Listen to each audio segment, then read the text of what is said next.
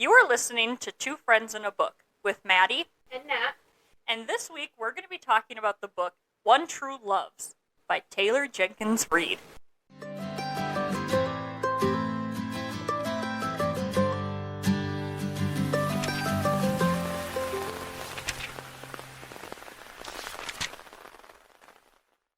Okay, so this book we both read about a year ago now, last summer. We definitely had to reread the summary to jog our memories. Anyway, so this book, when we read it, I immediately became obsessed with it, and it's probably one of my all-time favorite books, mainly because Taylor Jenkins Reid is one of the greatest authors in the history of my reading extravaganza. I just said the first word that came to my head. Anyway, so Taylor Jenkins Reid, if you guys don't know what else she's written, she is most known for The Seven Husbands of Evelyn Hugo, Daisy Jones and the Six, which is actually adapted into a limited TV series now, I think also on Amazon Prime. And then another one is Malibu Rising.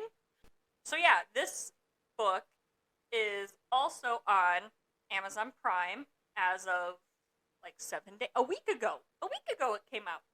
So if you like our summary of this book, you should go and watch the movie, because that's what I'll be doing.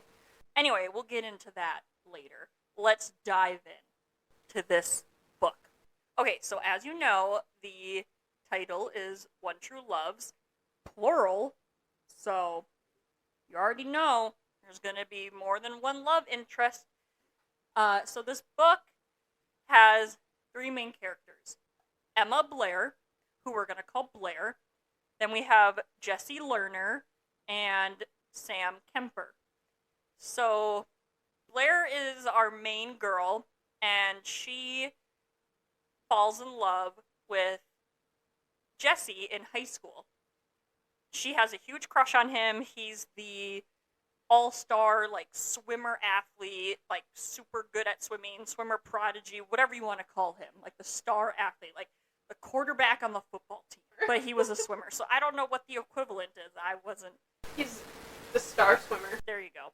There's no name for that? There's not like... I don't know. He's the big fish in the sea or something. My school was too small to have swimming. Big fish in the sea. I love it. Okay. A star athlete. There you go. In a school that actually cared about swimming. Yeah, most schools don't. Anyway, also, keep that in mind, because the fact that he's a star swimmer is going to come back. So, remember that in the back of your head. Foreshadowing. Yes, that's what I just did. I foreshadowed. That's what the author did as well. Yes, it is what she did. So, Blair falls in love with Jesse, has a huge crush on him in high school, wants to date him. Her parents own this bookstore called Blair's Books. She has to work there part-time. She really doesn't like it. She doesn't want to be an author. She doesn't want to run a bookstore. Her parents want her to take over the business. But she has an older sister named Marie, who is kind of like the star child. She's an author, loves to read. Anyway, so Marie is like the perfect child to take over the business, but she wants to be like a renowned author. Blair is not interested in that, but she still has to run the bookstore, or help run the bookstore with her parents in high school. Well, they also hire this guy named Sam to help run the bookstore. And Sam kind of takes an interest in Blair and asks her out on a date. But Blair is really into Jessie, so she says no. And at that time, Jessie didn't even really know who she was, correct? They weren't like friends right off the bat. Like, he was the star athlete and she was just kind of there in high school until they met at like a party. Yep. Yeah. So she says no to Sam, and Sam's like, okay, that's fine. So they just remain friends. What a guy, because most guys would be like, okay, fuck you. I'm never going to talk to you again, because you just rejected me. But not our good friend Sam. He was like, no, I'll still be your friend. And he was also older than her, I think by 2 years. He was a senior, she was a sophomore or something like that. So he graduates high school.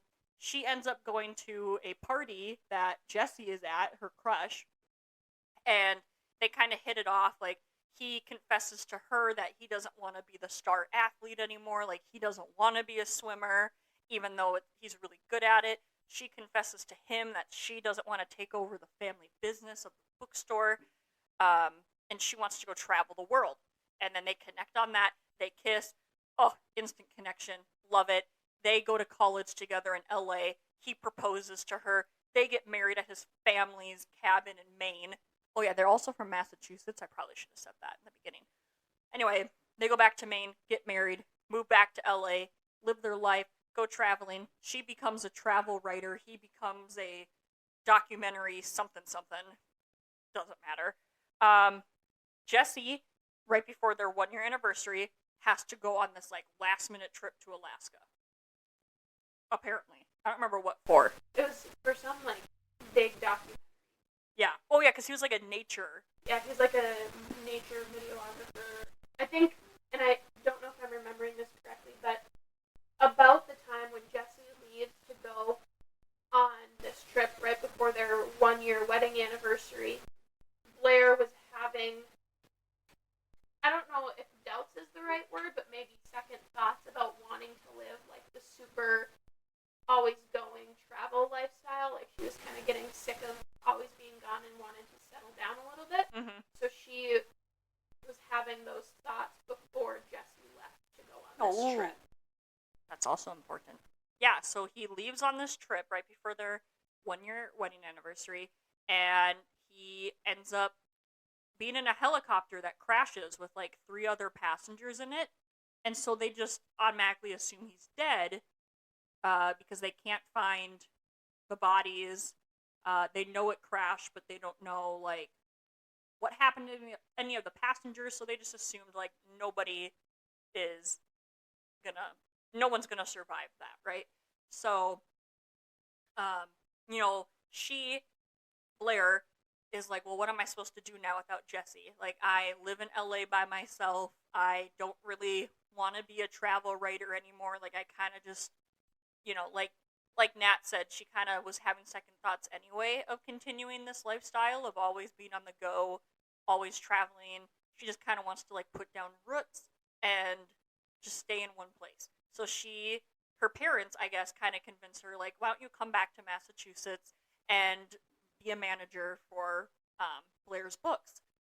She's like, I guess, sure. So she goes back, and they help her with all the grief and the mourning and the sadness she feels that Jessie isn't going to come back. He's dead. She needs to move on, and they weren't even married for a year, so they were still newlyweds. She goes back, lives with her parents, runs the bookstore, whatever. She starts to really like reinvent herself as the years go by. She cuts off her hair. What does she do? Oh, she changes her last name back from Lerner back to Blair. Yeah. So she does all these things because she's like, I'm gonna move on. Then she runs into her. One of the things that she wants to do when she's like finding herself and figuring out what she wants as like going through the process of healing from losing her husband, she decides that she's going to start playing piano, I think.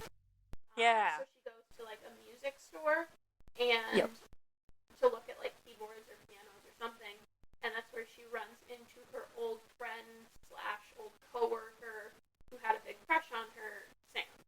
Yes. She learns that Sam still lives in Acton, I think is the town in Massachusetts that they grew up in. He still lives there and is now a music teacher at like a high school or something. I don't know. And then he also kind of runs this music store on the side, I think, if I remember correctly. I don't think he runs it. I think he was just like... Oh, maybe he was just there? I think he was just there. Oh, she thought he was a... She thought he was a... Oh, like a worker. Yeah, and then she was like, "Oh, can you help me like buy this piano?" But he was definitely just happened to be there. Yep, but she totally thought that he was an employee there. But he helps her pick out a piano. She finds out that he doesn't actually work there. She gets all embarrassed, and he's like, "Well, how about I take you out for a drink or dinner, wherever they go?" I don't remember where they go. She goes, "You know what? Yeah, let's do that." They obviously hit it off. They go on 1 date, 2 dates, 3 dates, whatever. He ends up proposing to her after a year or two. They move in. I think it was just a year. They move in together, and then he proposes. How long? Do you remember how long it was from when she moved back to like live with her parents to when she met Sam? Because I feel like it was like a pretty significant amount of time before she like started meeting Sam. But I don't. I think, yeah, I know. I think it was a couple of years, like, because it took her a while to get over Jesse, which rightfully so. Like, you know, she was in love with him since high school. They get married, they move across the country together, and then she finds out that he is in a helicopter crash and just assumes that he's dead. So her Blair and Jesse got engaged when she was 25. Presumably got married at like 26. Pronounced dead by the time she was 27. She moves back to Massachusetts, and then she's 31 when all of this happened. So like 2-3 years. Mm-hmm. Yeah, 2 to 3 years. Yep. So yeah, she grieved for that time and just kind of laid low. Yeah, started figuring out what she wanted. Yep. Started like actually enjoying, because her and her sister didn't get along in high school. Yeah. So started enjoying being around her sister because her sister had newborn twins. Yep. Started enjoying reading and working at the bookstore and just living a little bit less of a like go lifestyle that she had when she was with Jesse.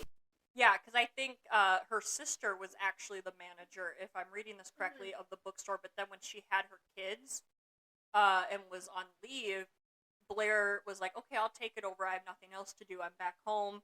And then she ends up really loving it. And then I think she just ends up taking it over, and then her sister kind of just focuses on... Well, I think her sister probably works there, like, occasionally, but she's just not the manager anymore. I don't know. Anyway, so they go on multiple dates. They move in, or her and Sam go on multiple dates. They move in together. He proposes. She says yes. Life's great. And then, and this is, yeah, and this is all part one. The end of part one is also the same as the prologue. They like, the prologue is what happens at the end of part one. Yes. Yeah, there is a prologue in the beginning where it like dives right into the drama. Yep. And then they flash back to high school, and then anyway. So the end of part one is technically the beginning of the prologue, but the ending is she gets a call right before she's going on right like a... after they. So at the prologue, Sam and Blair were out to dinner with her family, and as they were leaving, her phone started ringing. Yes. And I don't think she knew who it was, but she answered it anyways. Yep. And it turns out... Who was it? It was her husband, back from the dead, saying, "Psych, I was never actually dead. I've been alive, stranded on this random island the whole time." Yeah. So he got stranded on this island and was like, "Well, no one's coming to rescue me, so what does he do?" He was stranded there for 2 years. Oh, yeah. On the island for 2 years before he realized no one was coming to look for him. Yep, and he was living off of, like, fish. whatever other types of sustenance they have on stranded islands. Probably not much other than fish. Maybe some coconuts. Maybe. I would eat a coconut. But he decides he's going to save himself, so he starts training because Homeboy used to be a really good swimmer. As we talked about.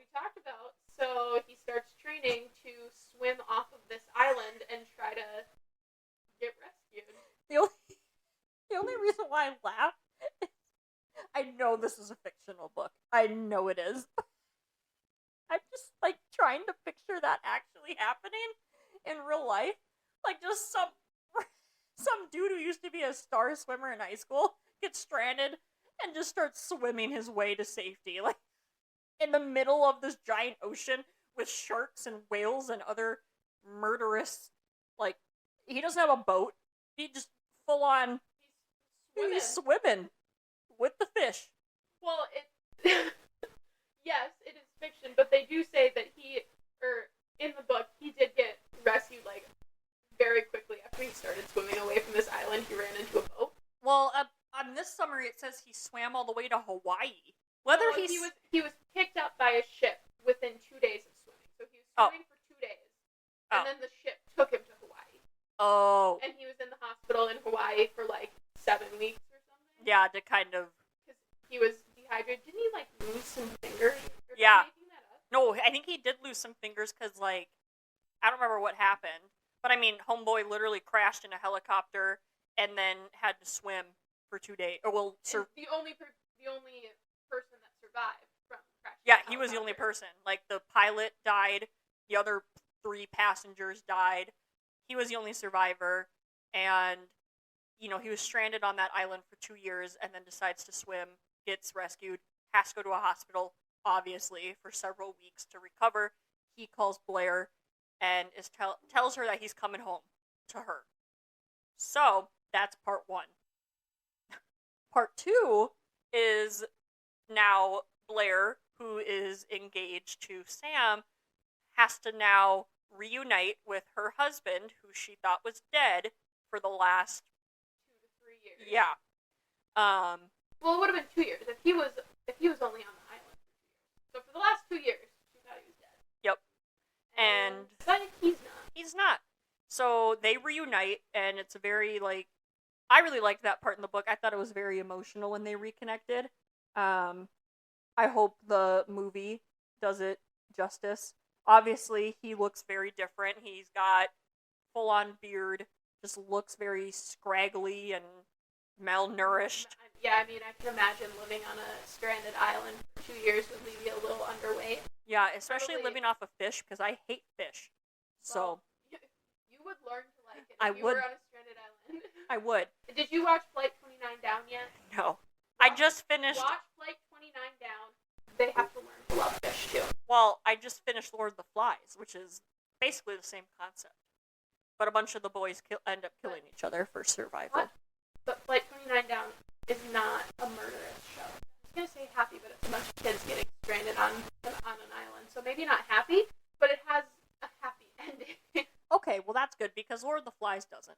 You can stream Flight 29 Down for free on Tubi. Oh. There's only 30 episodes. They should become our sponsor. We just sponsored 30 them. 30 episodes, they're like 20 minutes each. I did, in fact, binge watch all of the episodes in 2 days. Well, I will be watching that now that I'm finished with Lord of the Flies, so I can compare. We'll do that one. We'll do a podcast on that, because... I need to read. Well, you do. Sorry, we got sidetracked there. We did. Anyway, so now part 2, and she reconnects with Jesse, and... Sam is being so supportive of this. Like,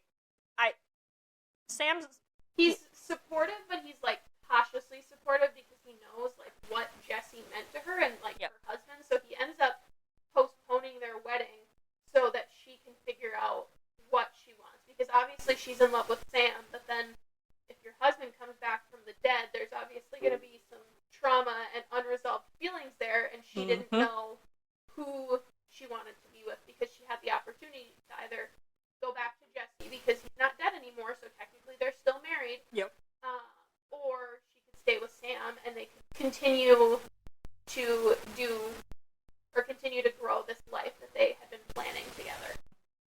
And Jesse is kind of stunned to see Blair when they reunite, because like we said, she has changed her appearance, cuts off her hair, changed her name back. He finds out that she's engaged now. So obviously he's a little disappointed in all of that, because he's like, I've been alive this whole time. I've been trying to come back to you. Like, that is the whole purpose of why he stayed alive, was for her to get back to her. And he was like, obviously, I never moved on, and I wanted to tell you that I was still alive, but I couldn't because I was stranded. And he's like, I'm here now. Like, let's try and figure out how we can make this work. She's like, well, I, have this life with Sam now. Like, I don't know how I'm gonna do this. So he suggests they go back to the cabin that his parents owned in Maine, where they got married, and spend like a weekend together, just the two of them, to try and figure out if they still wanted to be together. Yeah, if they can still work. Compatible even. Yeah, exactly. So they do that, and I feel like they had a really good time in the cabin. I mean, they had a good time, but they realized that they're both very different people than they were when Jesse went missing. And some of the changes that were happening in Blair were happening prior to him going missing, because she was already wanting to, like, have that chiller life. Yep. But now that she had that life, I don't know that she would necessarily want to, like, give that up to go back to the craziness of being with Jesse. Mm-hmm. And, he's obviously changed, like, mentally, physically.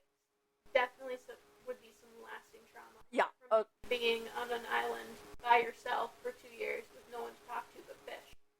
God. And then you have to eat your friends. That would be... This is like Castaway with Tom Hanks. Don't you tell me you've never seen that. I've never seen that. Oh my God. He literally finds this volleyball. I know, Wilson. I know that. Okay, good. And Wilson floats away. Stop spoiling shit for me, And Maddie. I've never watched it. Tom Hanks was going to literally die without Wilson.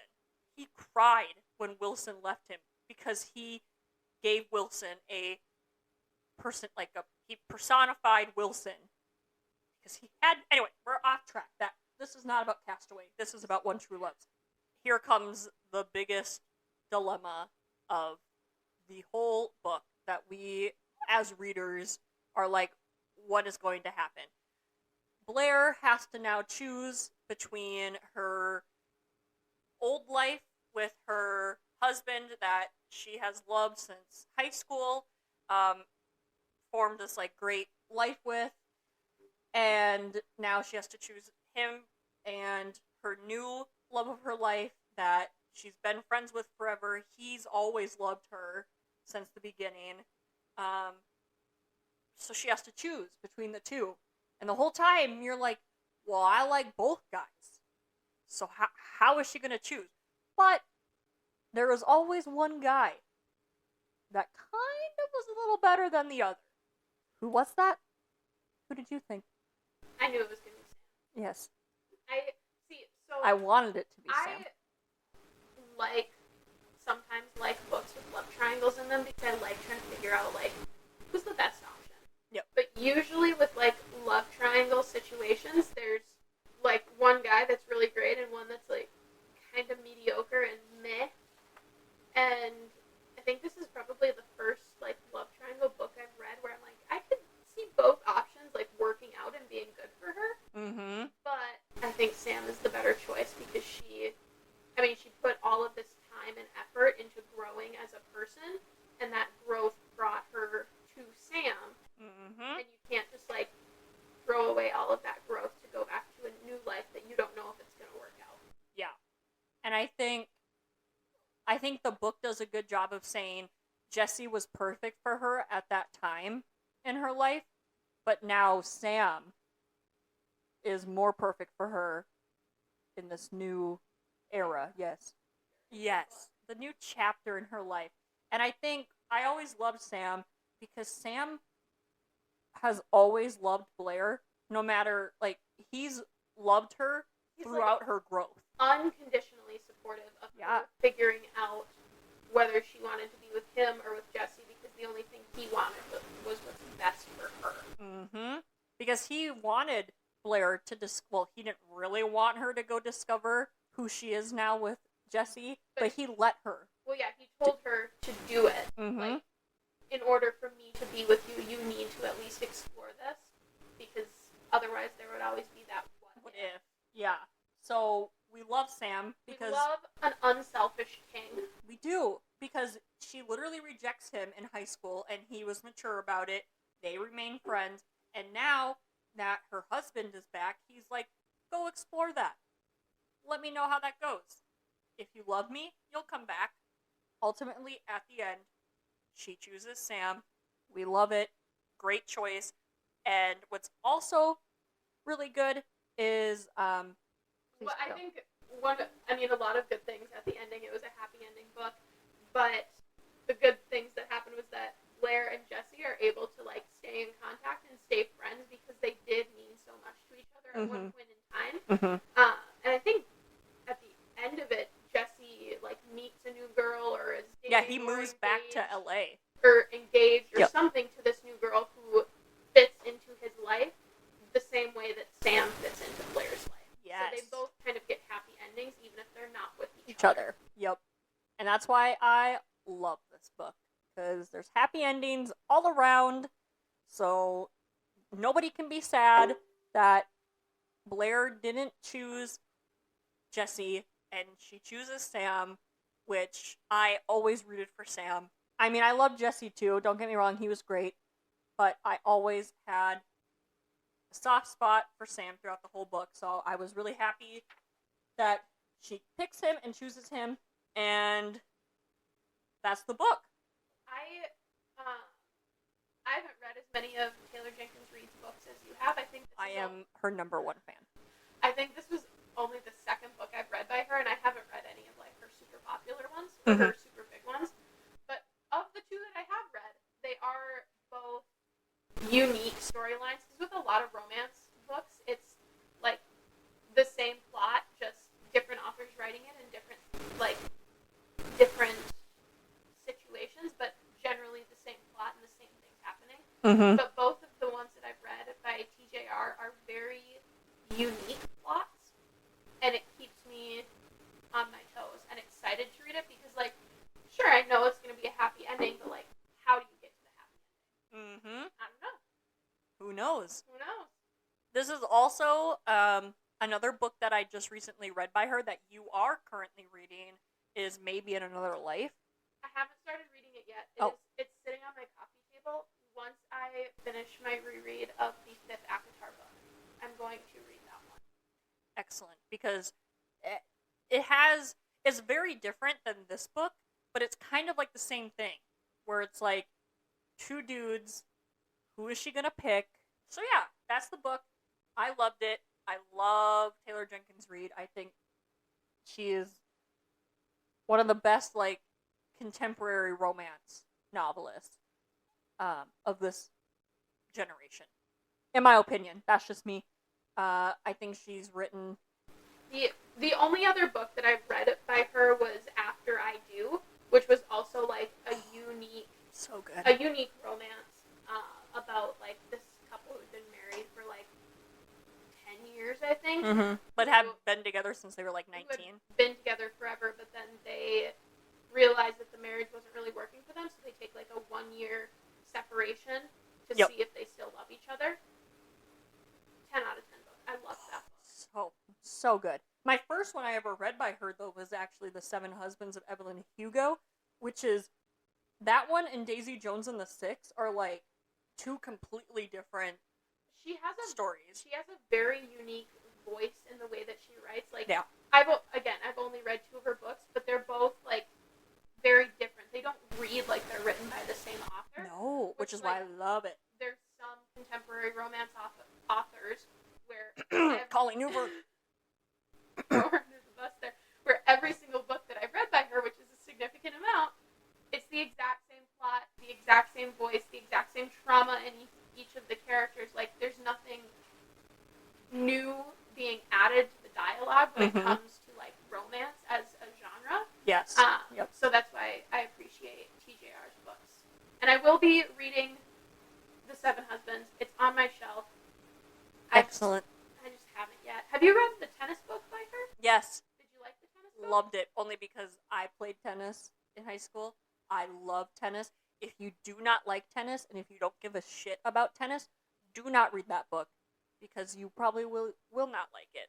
Teach me how to play tennis, and then I'll read excellent. It is a really good.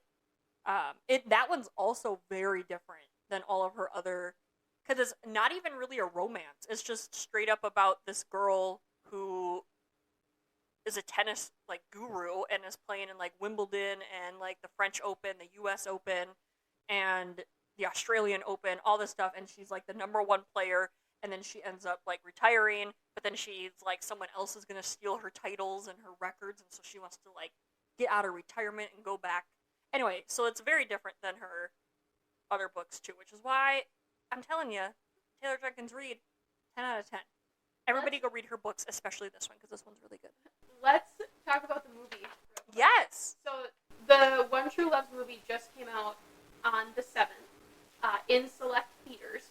I don't think it's in one of the theaters around us, unfortunately. Nope. I have not watched it yet. I do want to watch it. Mm-hmm. You can watch it on Google Play, Vudu, or Amazon Prime. None of them for free. It's like $15 on each of them. Jeez. I did watch the trailer, though. Oh, same. And I watched that hard. Multiple times. I obviously just said, have not watched the movie yet.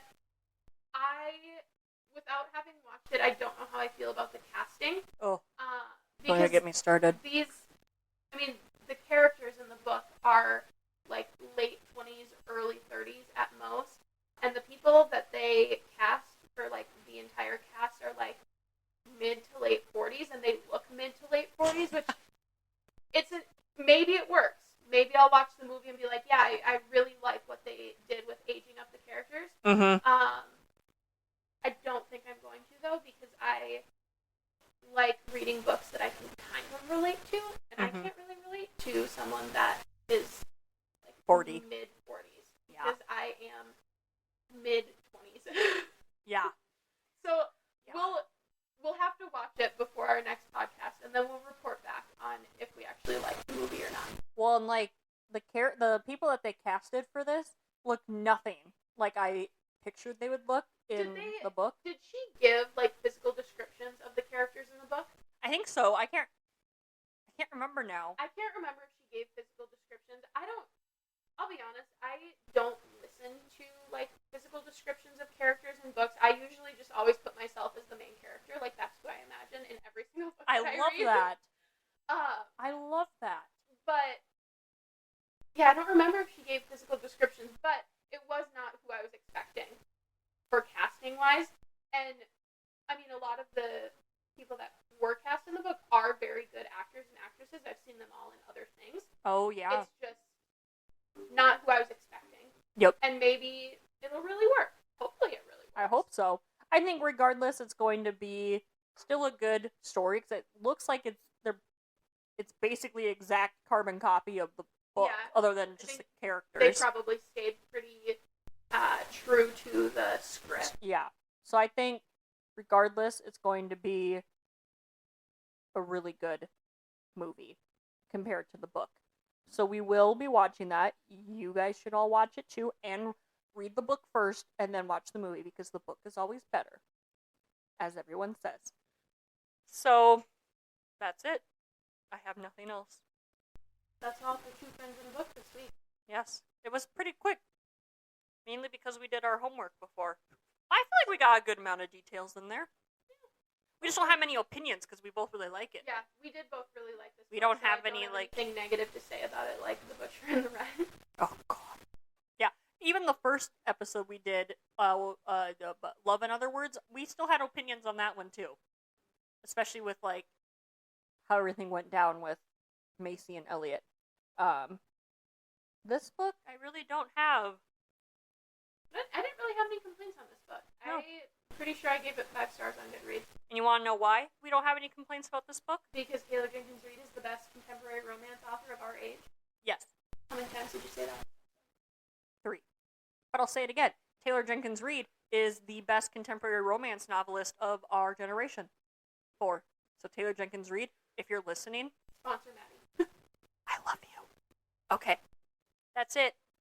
Thank you for listening to Two Friends in a Book.